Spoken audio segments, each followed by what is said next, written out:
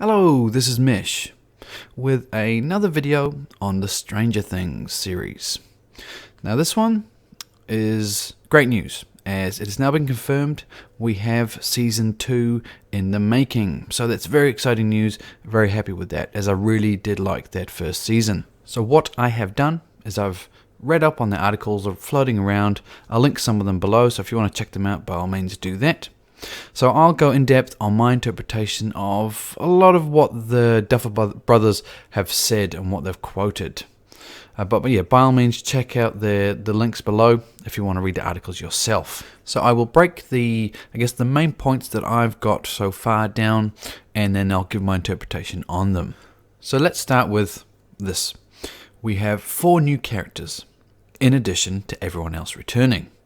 So that in itself is pretty cool. So previously, the entire series took place in Hawkins, Indiana.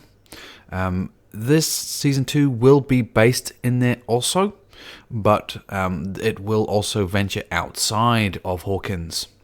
Especially the premiere doesn't take place in Hawkins at all, I believe. So my interpretation on that, and I guess my thoughts. Very excited to hear about the returning actors and actresses, as I don't think there was a single one who I didn't appreciate. All very good actors and very cool characters as well. All very likable and very interesting. So my assumption on the locations that they're going to. At the moment, I'm thinking it's going to be more government-based locations. Possibly more labs. But I'm kind of leaning towards more of a military installation. So, the military actually testing and making weapons themselves. So that was kind of my initial thoughts with that. Another thought where I guess the same situation could occur, but in another area. So we're talking about, I guess, portals, experiments, conspiracy, stuff like that. One thing I think is a possibility is maybe the Bermuda Triangle. That could be somewhere they might venture, and I'll get into my thoughts on something else which kind of touches on the same area and concept as well in a moment. But let's move on to the next section first. So this is about 11. The Duffers said we'll leave that up in the air. They're not going to tell us is she alive or what the status is of her. So my opinion is she is alive, but she's based in the Upside Down. Now, we had a few keys from the end of the season 1. So I think that someone will come across her. There'll be another character introduced, and maybe they'll run into her. Or maybe she will try to communicate with her friends back in, I guess, normal reality, and maybe they will try to venture in and rescue her. Okay, moving on to the next major point. Okay, so this one gets a little crazy.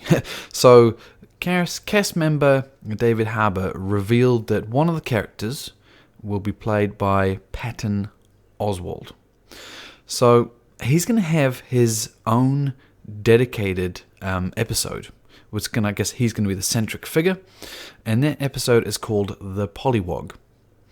Now, after looking up what that was about, I guess if you look into it, Polliwog has 2 meanings. There's different spellings of it, but one of them, which is, I guess, a larva, a frog, a tadpole, that's one way to interpret that. Another one as well is a sailor who has not crossed the equator. So I'm interested in both of these because on one hand, I think one meaning which I think makes more sense, and I'm basing that on Patton's physical characters, because he's a big guy. I don't think that he would be a sailor, and I think it would have to probably be a military sailor as well. So it doesn't really make sense. If anything, I think it's more likely that it's going to be the whole larva stage. So maybe for some reason he is involved with the eggs that we've seen at the end of season 1 and the whole how the creatures evolve.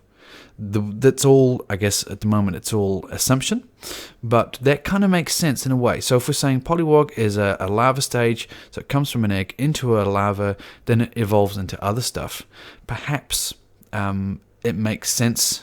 Maybe he's involved with that process. Maybe it's a government-designed creature, and he's involved with it, or maybe he gets taken, as a host. Who knows? But I think that kind of makes more sense. But if we want to talk about the other side of things, so we're talking about the concept of a sailor crossing the equator, the immediate thoughts that started jumping into my head was Philadelphia Experiment. So if you don't know what that is, there's been a few movies about it. It's another similar, I guess, conspiracy. The same as if you watch my previous video, I mentioned the Montauk laboratory and stuff like that. It's the same type of thing. It's, I guess, a folklore, a conspiracy. So what it's all about is, in 1943, supposedly the U.S. Navy destroyer USS Eldridge was rendered invisible. But then there's a lot of spins on that saying that it actually disappeared. And obviously there's no facts around this. It's all, as I said, conspiracy and stories and folklore. But for me, as soon as I heard Sailor and Equator, I thought, and these guys, how they tied in with the Montauk folklores and stories, it makes perfect sense for me. So I think one other option, whilst I like the theory about talking about the eggs and the tadpole and the evolution of the creatures, I kind of want to say this whole Philadelphia experiment makes more sense.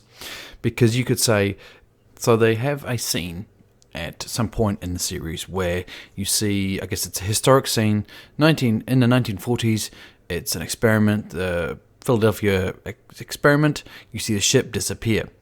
Then all of a sudden, maybe you get a bit of character development on that point as well. Then all of a sudden, you see those same sailors appearing in the Upside Down. I think it's a very compelling argument that could work in well. That is the same as they went into the Upside Down.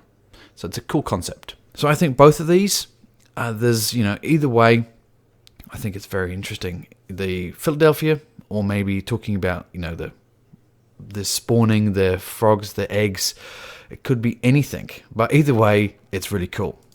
Okay, so let's move on to the next major bullet point.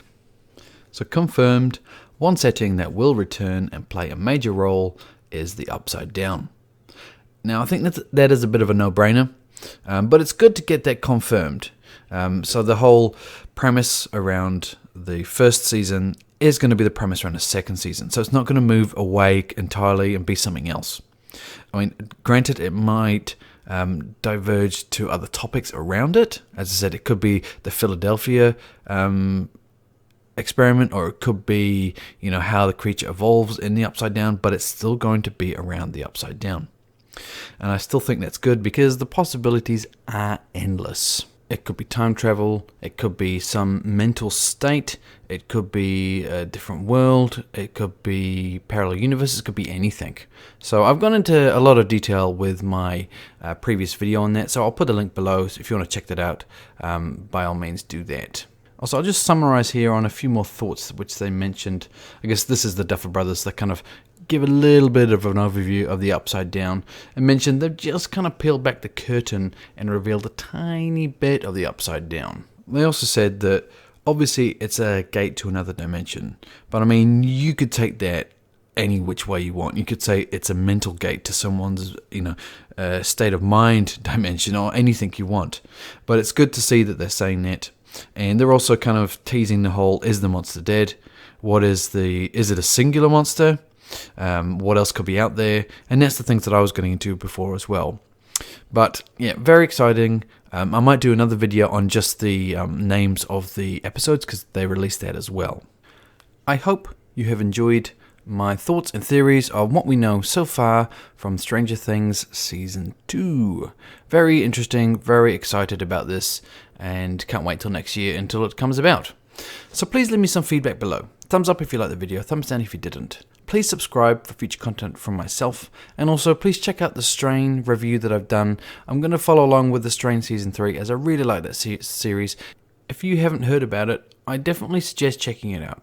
If you're into old school horror type, it's kind of vampire-ish TV shows, it's definitely one to watch out for. It's very enjoyable. For the most part, it's good acting, it's got a good story, and it's pretty solid. So once again, I'll leave this here. And thanks for your support once again on that other video I did. I was really happy with that. And so until next time, this is Mish, and stay safe and cheerio.